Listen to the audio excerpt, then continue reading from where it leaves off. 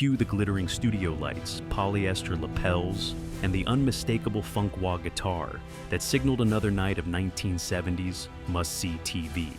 But lurking between beloved classics were shows so misguided, so gloriously awful, that network execs have spent decades pretending they never greenlit them.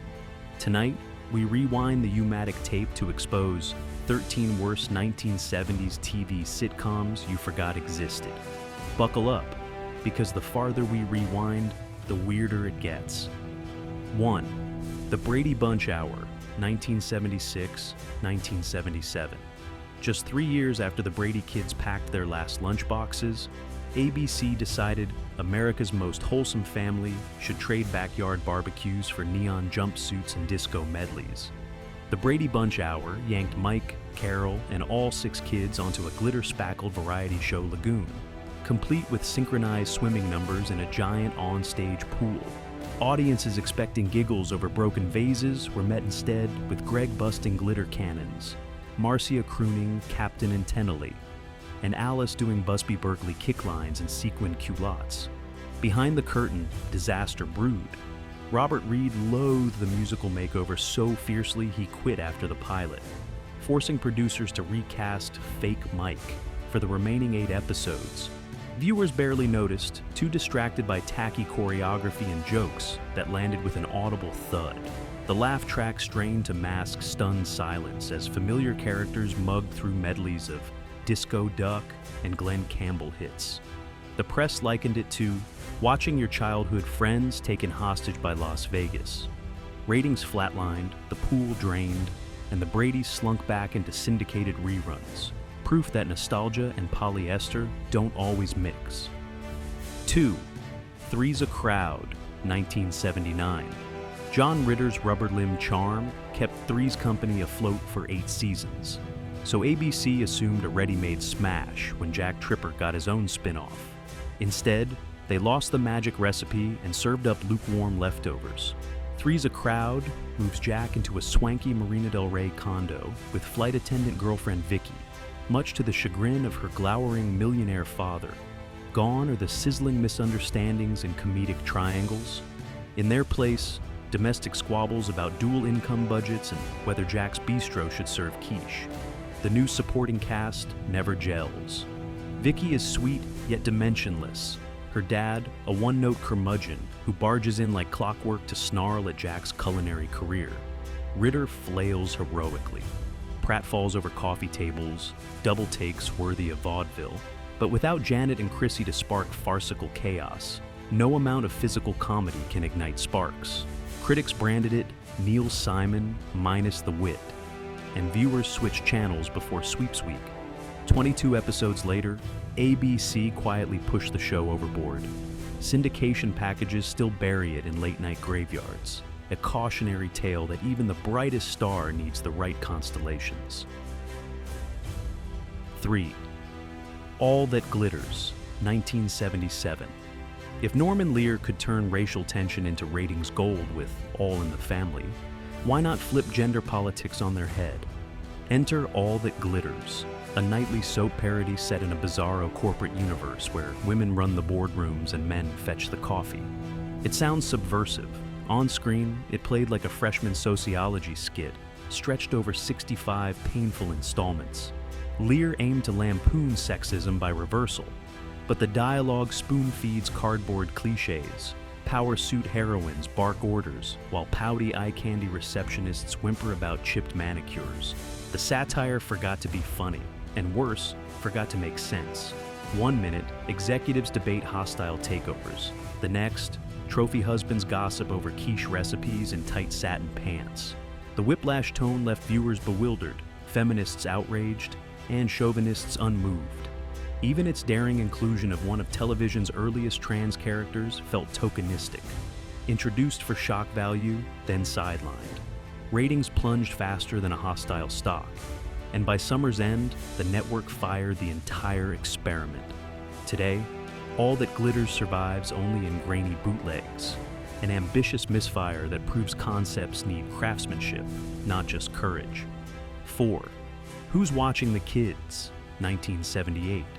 You'd think a sitcom about two teenage showgirls raising their kid siblings in glitzy late 70s Las Vegas would ooze campy fun.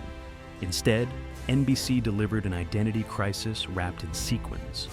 The premise follows future Cheers star Carla Tortelli, Annette O'Toole, and lopper-haired Lynn Holly Johnson as cocktail-dressed dancers chasing stardom by night while juggling homework, curfews, and rent by day. But the show can't decide if it's racy adult comedy or wholesome family fluff. Network censors neuter every risque angle.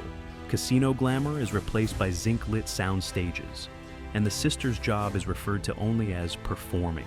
The kids ping-pong through sitcom shenanigans, bake sale disasters, runaway hamsters, while their guardians swap PG jokes about toe blisters from rehearsal. Chemistry is nil, pacing frantic, punchlines DOA. Critics dubbed it Three's Company for Kids, minus the sex plus homework. Viewers agreed, tuning out after a handful of episodes. The final 6 burned off in summer, effectively hidden beneath baseball reruns. Behind scenes, executive notes demanded, make it more Vegas, yet less adult. A Mobius directive that crushed any narrative spark. The result? A neon-washed relic that manages to trivialize both single-parent struggles and showbiz grit. Today, Who's Watching the Kids is chiefly remembered for inspiring one rhetorical answer. Apparently, nobody. 5. Soap, 1977 to 1981. Imagine pitching a sitcom that opens with a double homicide, features an alien abduction by season 3, and still shoehorns and laugh-track punchlines about erectile dysfunction. That was Soap. Conceived by boundary-pushing producer Norman Lear, the show set out to lampoon daytime melodramas by turning every taboo into a punchline. Each episode introduced whiplash plot twists, affairs, cult brainwashing, demonic possession before the commercial break. At the center were the rival Tate and Campbell families, dysfunctional dynasties whose scandals put dynasty to shame years before it existed. But satire requires calibration. Soap barreled past the sweet spot into outright chaos. Serious subjects, same-sex love, mental illness, were mined for gags 1 minute, then played for genuine pathos the next. Viewers never knew whether to laugh, cringe, or write a stern letter to standards and practices. Religious groups actually demonstrated outside ABC affiliates before the premiere, deeming the show television's moral apocalypse. Paradoxically, the uproar ballooned ratings at first. But by the 3rd season, even hardcore fans struggled to track the infinite cliffhangers. Will ventriloquist Chuck ever admit he controls the dummy? Is Jessica dead, in a coma, or running for Congress? The writers barely kept up, and when the network finally pulled the plug after 85 episodes, it did so mid-storyline, leaving viewers with one of TV's greatest eternal cliffhangers. Soap proved that courting controversy may win headlines, but without narrative gravity, satire floats off into outer space, sometimes literally. 6. The Flying Nun, 1967 to 1970. Technically hatched in the late 60s, this featherweight oddity lingered in syndication deep into the 1970s, baffling an entire Brady Bunch generation. The Flying Nun cast a pre-Oscar Sally Field as Sister Bertrille, a 90-pound novice in a San Juan convent whose starched cornet acted like a glider wing in the Caribbean trade winds. One gust and whoosh, off she sailed across the stucco rooftops to solve moral quandaries with airborne pep talks. ABC executives trumpeted the premise as family-friendly whimsy. Field later called it the albatross that almost made me quit acting. Special effect budgets were thinner than Sister Bertrille's habit. Wires were visible, rear projection skies flickered, and the poor actress endured wind machines blasting sand into her eyes. Scripts recycled the same formula. Local orphanage needs money, Bertrille catches a draft. Inspiration descends from midair. Yet the tonal turbulence was worse. The show flip-flopped between earnest Catholic uplift and Looney Tunes slapstick. 1 minute preaching charity, the next, milking slapdash dogfights with a crusty cargo pilot love interest. By season 3, writers had stretched the premise until even the Mother Superior seemed embarrassed, often scolding, "Sister Bertreel, keep your feet on the ground." Though ratings hovered respectably, Field begged for release, yearning to prove she could emote without harnesses. ABC relented after 82 episodes. In retrospect, The Flying Nun remains a surreal time capsule, a sitcom so high on concept it never quite landed, teaching Hollywood that gimmicks can lift you off but rarely provide a steady flight path. 7. Co-ed Fever, 1979. You could practically smell the studio memo. Find TV version of Animal House. Air immediately. CBS obliged with Co-ed Fever, a college comedy photographed in lurid dormitory pastels and censored into lifelessness. Set at sorority-free, newly co-educational Baxter College, the series followed 3 male freshmen who think co-ed living equals eternal toga time. What they, and we, got instead were jokes cut so thoroughly by standards and practices that punchlines evaporated mid-sentence. The pilot, one of only 3 episodes ever broadcast, features beer kegs cleverly relabeled. Root beer, pillow fights that stop inches from actual contact, and a love-struck nerd whose idea of rebellion is stealing cafeteria trays. Every potentially raunchy gag arrives declawed, doors slam before any partial nudity, and the live audience groans audibly when innuendos fizzle into study hall chatter. Even the canned laugh track sounds confused. Cast members later admitted they had to reshoot scenes wearing modesty towels down to their ankles, hardly bar brawl chic. CBS hoped to ride the zeitgeist of liberated late 70s youth culture, but ended up airing a show that felt older than Leave It to Beaver. Ratings crashed, critics scoffed, and affiliates refused to carry unaired episodes, fearing FCC fines that never would have materialized. There was nothing left to fine. Co-ed Fever epitomizes what happens when executives chase an R-rated craze on a G-rated network. Everyone flunks out before midterms. 8. Hee Haw Honeys, 1978 to 1979. Spin-offs can capture lightning, think Frasier, or they can feel like milking a cow long after it's gone to pasture. Hee Haw Honeys belongs to the latter. Hoping to siphon younger viewers from the jug band juggernaut, Hee Haw, producers built a truck stop diner staffed by 6 photogenic waitresses who broke into country tunes between coffee refills. In theory, it was an estrogen-powered counterpoint to the original's cornfield cut-ups. In practice, it was a one-joke premise performed weekly in fringe vests and Daisy Dukes. Each episode revolved around double shifts at the Cornfield Cafe. Cash register mishaps, jealous truckers, talent scouts promising Nashville glory. The musical numbers, shoehorned mid-scene, stopped the story cold as the ladies belted sanitized covers of Waylon and Dolly under neon beer signs. Attempts at humor relied on innuendo thinner than a bar napkin, endless riffs on hot coffee and sticky buns. Network notes demanded storylines about female empowerment, yet scripts reduced the Honeys to wide-eyed dreamers waiting for a man with a guitar or a semi-truck to change their lives. The dissonance was jarring even by 1978 standards. Guest stars, from Buck Owens to a visibly uncomfortable Loretta Lynn, popped in for ham-fisted cameos, standing around like they'd taken a wrong exit off Interstate 40. Ratings sputtered. Rural audiences preferred the original hayseed hoedowns, while urban viewers dismissed it as kitsch overload. After 26 episodes, the Honeys hung up their aprons, and producers quietly swept the truck stop set into the prop warehouse. Today, Hee Haw Honeys survives only in fuzzy VHS off-airs on late-night cable, reminding us that sequined hot pants can't cover narrative potholes. 9. The San Pedro Beach Bums, 1977. Picture 5 sun-bleached 20-somethings living on a rust bucket houseboat in Southern California, convinced the world owes them a good time. That's the dubious premise of the San Pedro Beach Bums, ABC's attempt to bottle coastal cool for a primetime audience. Instead of plots, the series offers an endless loop of half-baked antics. Surfer dude, dancer dodges responsibility.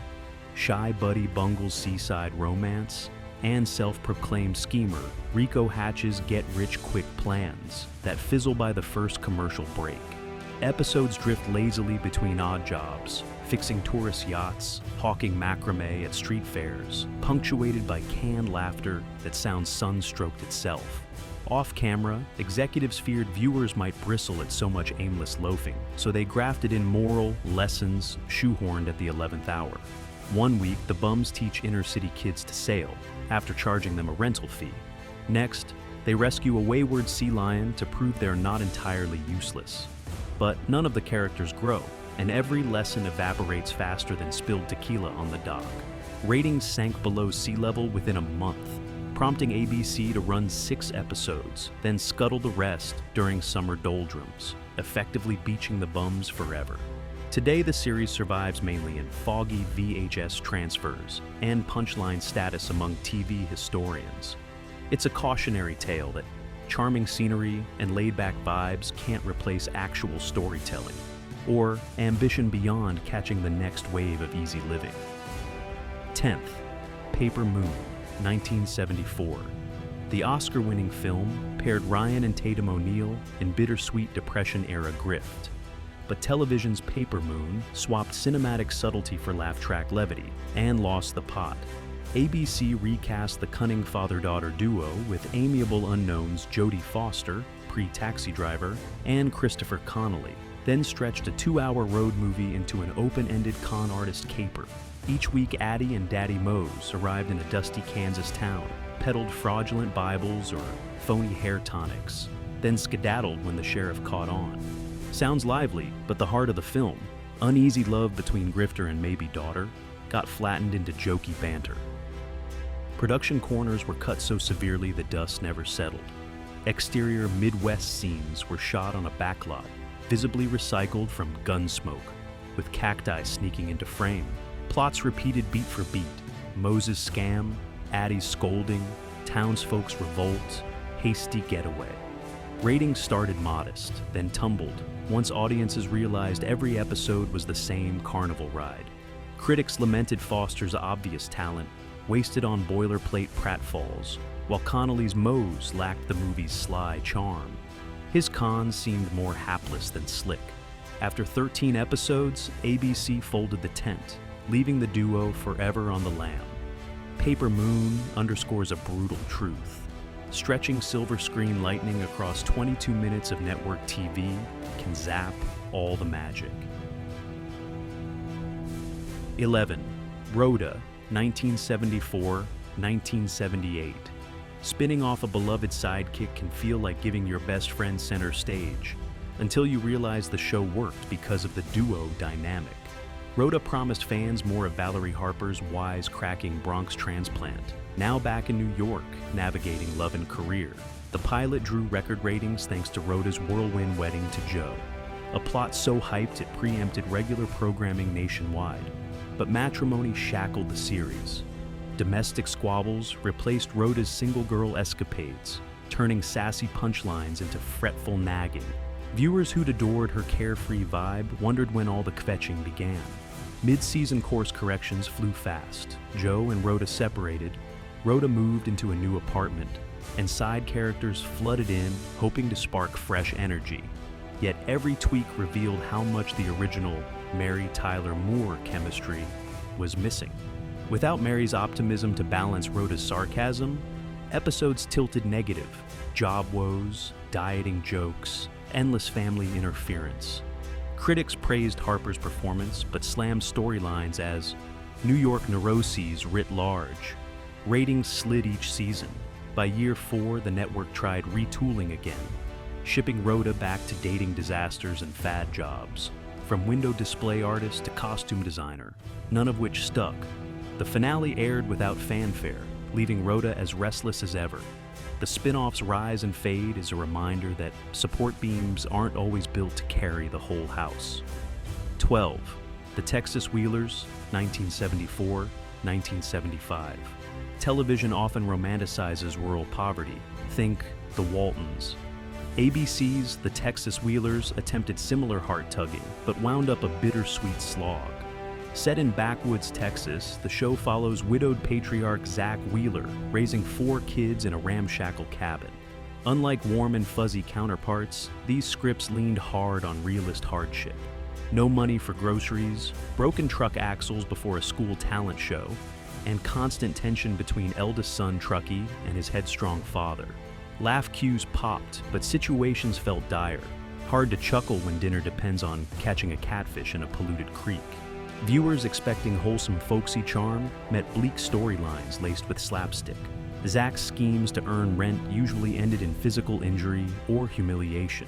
Busey brought manic energy, but his frustrated rants clashed with Elam's laid-back gallows humor, creating tonal whiplash. ABC scheduled the show opposite CBS's juggernaut, The Jeffersons, further hobbling its odds. 8 episodes aired before cancellation. 5 remained unseen until decades later, DVD release. In hindsight, critics admire its unvarnished depiction of rural struggle, but concede it was marketed as comedy, not social realism. The Texas Wheelers stands as proof that poverty portrayed without hope, or a consistent tone, rarely invites audiences to laugh along. 13. Lots of Luck, 1973-1974. Before Netflix binges and prestige TV, networks grabbed whatever foreign hit they could find and hurled it onto American screens, praying lightning would strike twice. Enter Lots of Luck, NBC's blue-collar remake of the British smash, On the Buses. Gone were double-deckers careening through London. In their place roared New York City garbage trucks and an avalanche of forced farce. Dom DeLuise, a dynamo in sketch comedy and Mel Brooks films, starred as Stanley Belmont, sanitation worker by day, eternal mama's boy by night.